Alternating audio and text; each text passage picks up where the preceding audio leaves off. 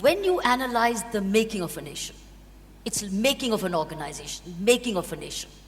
One of the first few things we do is a SWOT analysis.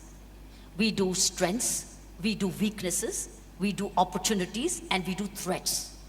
Any making of an organization or a nation, I thought, let me put across to you, what is the SWOT analysis of making of a nation, let's say Bharat, India? What are the strengths of India?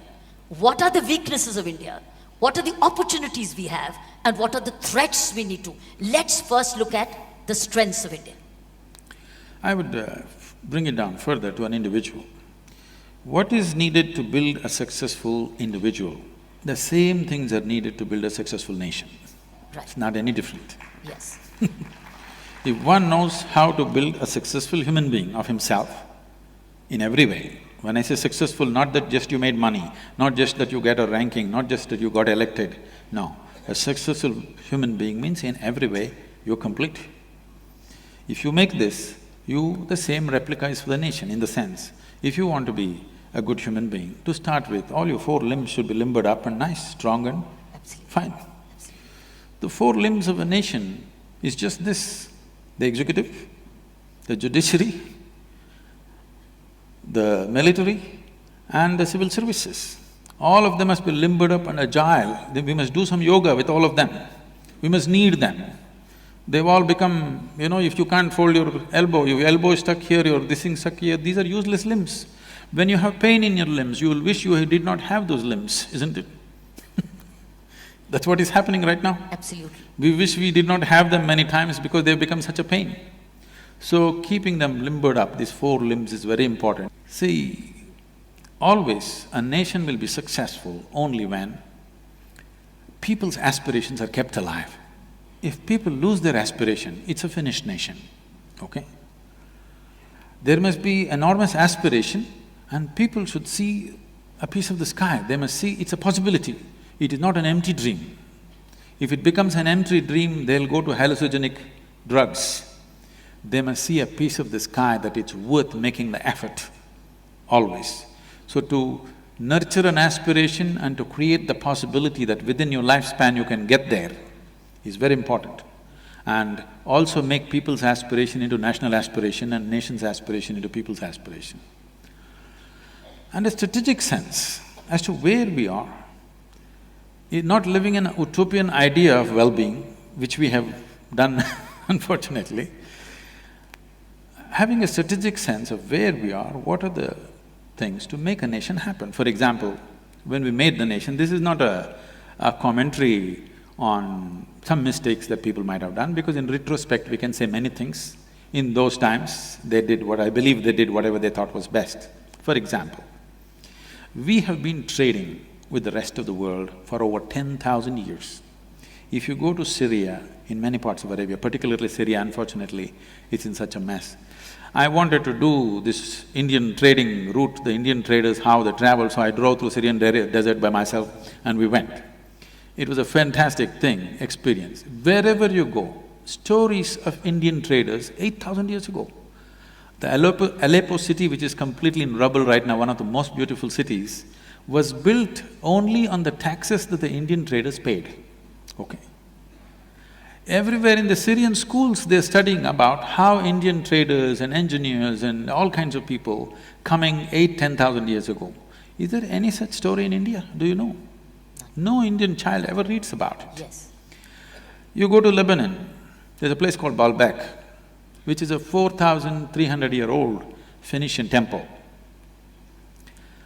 Every child in fifth, sixth standard in Lebanon, in school, they all study that Indian builders, Indian sculptors, Indian elephants, Indian labor and Indian yogis came and built this.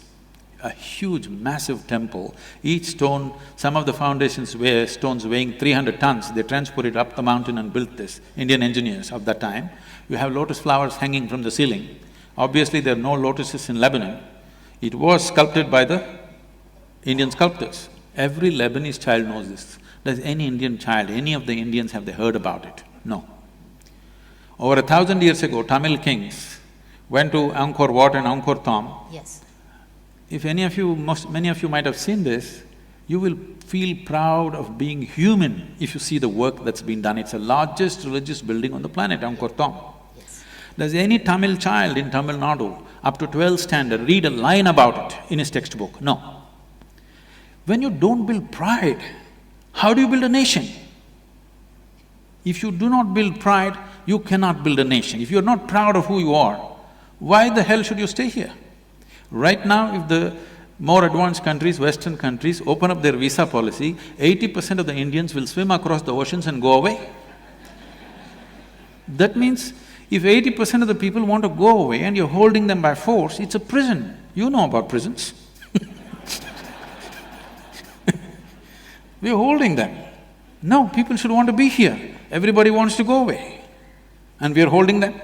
That's not the way to run a nation. So is that your main weakness from strength? Strength is healthy people, inspired people. Yes. Is your weakness is It is a serious weakness in the country. rootless people. You're talking about people who have no roots. They don't understand their roots, they don't understand their history. They don't understand their culture. It is not their that… No, they're not rootless people, they're root. They know their roots, but they're little ashamed of their roots, they're hiding their roots, and they're all wearing denim pants just to Sadhguru, hide their roots. They don't know their roots.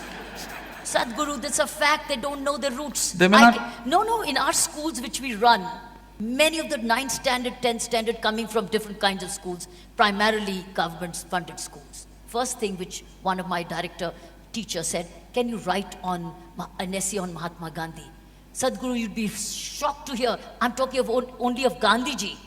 The essay said, and the question was, what's the name of the wife of Mahatma Gandhi? Do you know one of them wrote? Can you guess? I don't even want to mention the name. Don't tell me. So Sadhguru, you can go just now. What's wrong with us? So that's our weakness you're talking about. It's rootless. I would like to repeat this. We are not rootless, but people who occupied us for so long somehow managed to bring a certain sense of shame about our roots, which has to go. See, Mahatma Gandhi is a part of a movement which is not even history, which I would call it present, okay? It's just the back end of our present stage. He's not really history that way. He's still so close to us in time, I'm Yes, saying. of course. All I'm saying is, this is… picking up names, this, that is different, but everybody knows Mahatma Gandhi's face and everybody knows he was important for our nation. That much even a village child knows it, which is, I feel, all right. But I'm talking about a much deeper thing, that is, as a land, as a people, what are we good at? Have we been good at something? No. We've been only occupied for 1,000 years, we've been looted, we've been raped, we've been robbed. This is all we've done. We've done nothing that's worthwhile. That's not good. We have to educate our children to show that we have done tremendous things.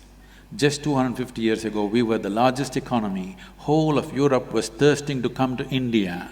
And even, wherever they went, they called people Indians, whether they went to North America or wherever, because they were all aspiring to come to this place. Because it was the wealthiest nation, it was the most knowledgeable country, it was the best place to be. Everybody wanted to be here. Who teaches them? Who teaches these youngsters? These things have not been taught because our history has been written by… Who's at fault? Because our books are written by the English, okay? The history is written like this to dominate you. No, but it's NCRT. It's no more English writers, it's Indian writers. You bring yoga in… But your brains are in Greenwich Mean Time. You ask anybody, I see on the news channels, among the ministers, everybody talking, okay, I was in Cambridge in this year, where were you? I was in Oxford.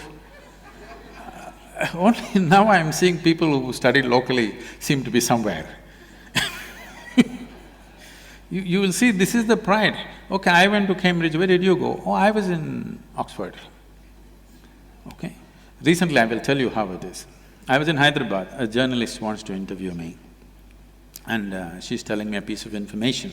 It seems the Sheffield University in UK made a study on the vibrations of the sun, and they measured these vibrations. They're exactly the same vibrations which will happen when you utter the sound Am.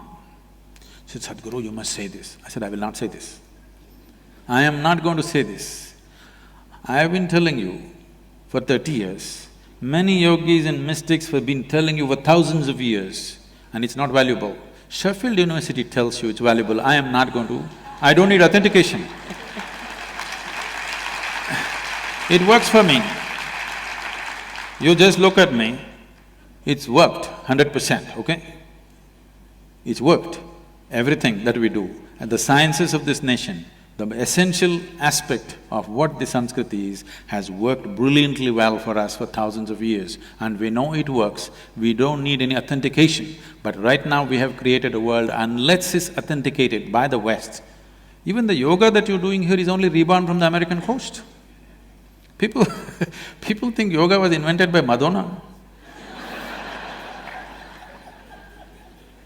I recall in the prison assignment when I brought in yoga as a part of the day's regime. Many persons of certain communities and certain people didn't want to do it. They thought it is linked with a particular faith. Till their own teachers came and explained to them that this is for your larger good, it's mind, body, soul in harmony. How do you dispel this? See, this is what I want to tell you. For thousands of years, we've been the biggest traders, okay, from this country. The largest exports were from India for almost many thousands of years. Nobody ever thought of exporting in such large quantities. So both with goods and gods, we've been very good, okay? We can export both, we don't have to import either. We're very good both with goods and gods. Our ability to create goods was systematically broken. Our industry was broken, our business systems were broken. It's all right. I'm not complaining, we let it happen because… we did not take care of one of the limbs. There was no military wing.